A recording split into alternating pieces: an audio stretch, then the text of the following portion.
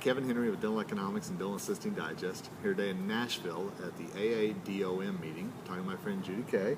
And Judy Kay, one of the things you're going to be talking about here at this meeting is drama in the dental office. There's a lot of drama in There the is. dental office. And we know that you all have been clicking a lot on articles recently that have to do with drama and solving drama in the office.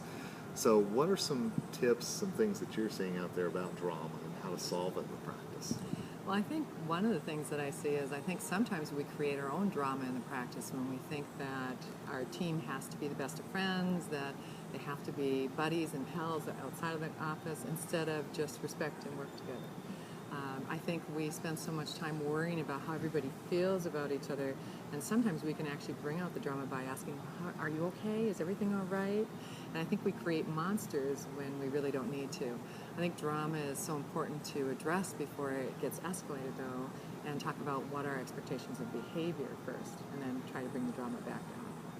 You know, one of the things that you said last night that really struck with me is, we don't have to get along, or we don't have to like each other. We just have to really not implode the practice. Exactly. And so how are some ways that people can do that? What are some suggestions that you might give? Well, I think the most important thing is you have to establish guidelines on how you're going to interact. You have to establish parameters on, for example, responsibilities, accountability, tasks. I think a lot of drama comes from who's supposed to do what and when. So I think when there's a lack of clarity, I think that's what causes a lot of the drama, because then it becomes the two people who may not be the best of friends going, well, no, you should do this. Well, no, you should do this.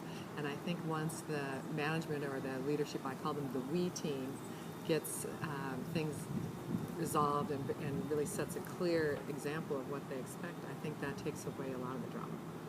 So if I'm a doctor, I'm watching this video, I've got drama in the office and I've really been ignoring it for a long time, what should I do?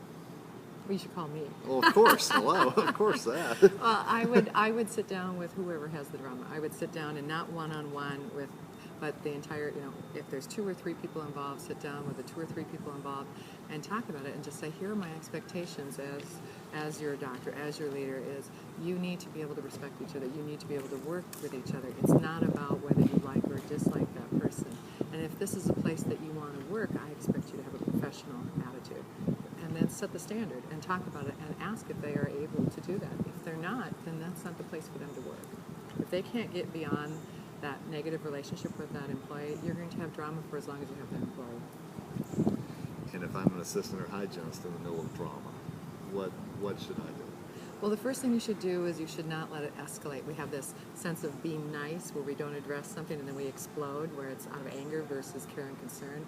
I think if you and I were working together and we had an issue, the first thing that I would do is if I had a concern about something, I would come up and say, Kevin, can we talk today? I just have a question about something.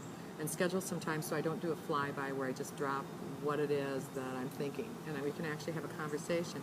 And then I don't come to that meeting with an expectation or a result. So many times we think we have to have a solution before we meet, and it's not the case. I need to come open.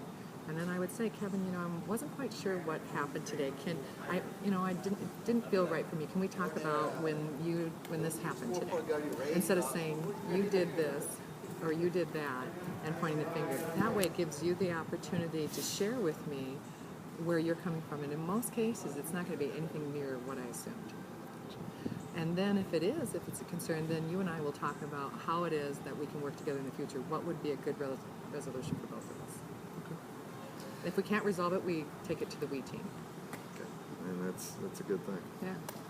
We'll tell our viewers where they can get a hold of you so they can bring you into the practice and talk great. about it. You can visit my website at practicesolutionsinc.net, or you can email me at judykay@practicesolutionsinc.net. Thank you. Judy Kay, thanks for the time. I appreciate it. It's a pleasure. Thanks.